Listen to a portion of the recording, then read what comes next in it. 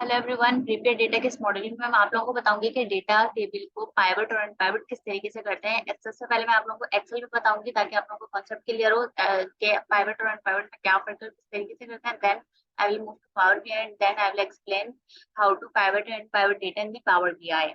So let's get started.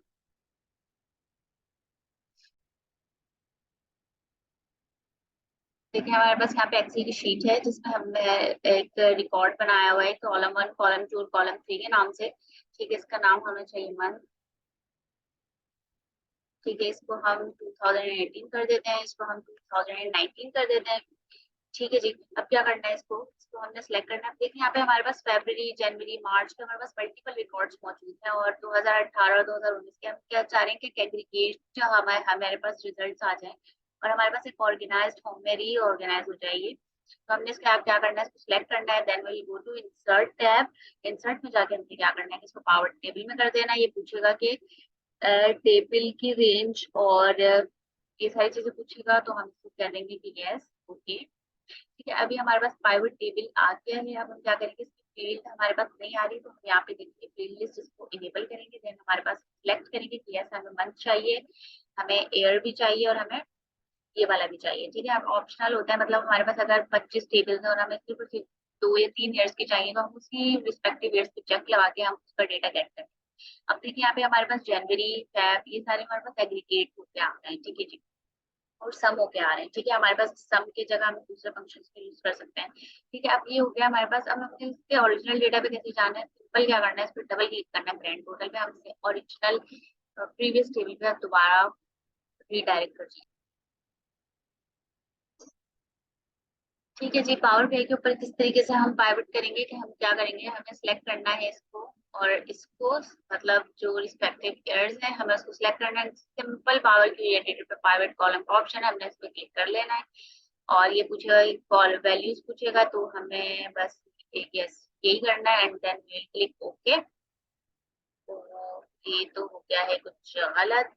ठीक है, हमने इस पे क्लिक करना है एंड देन इस पे क्लिक करना है क्योंकि ऑलरेडी हुआ हुआ है, तो हम इसको क्या करेंगे, अनपाइवट कॉलम्स करेंगे एंड देन ये हमारे पास आ जाएगा। ठीक है जी।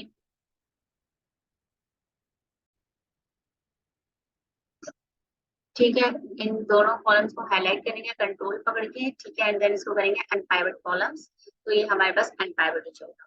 ठीक है, अब हमने क्या करना है कि इसको दोबारा से प्राइवेट करना है, तो क्या करेगा कि जनवरी सारी चीजों के अलग अलग रिकॉर्ड बनाएगा। सो दिस इज, एक मिनट में आप लोगों को ये भी बता देती हूँ कि ये अनपाइवट कैसे होगा। ठीक है, लेट्स गेट ट्यूटोरियल में जाके मैं बताती हूँ कि पाइवट कैसे होगा।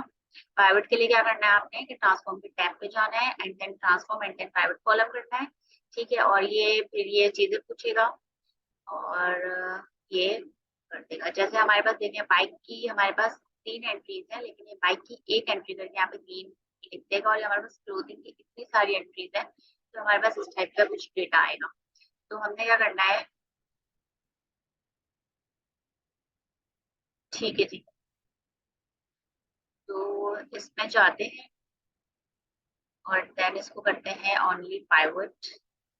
यस, ये एडवांस ऑप्शन की तरफ पूछ रहा है, इसको काउंट ऑल ही रहने देते हैं, इसको एट्रीब्यूट ही रहने देते हैं एंड देन ओके। तो ये देखिए, इस सारी जनवरी में एक था, नीचे भी आ रहा है। ठीक है जी।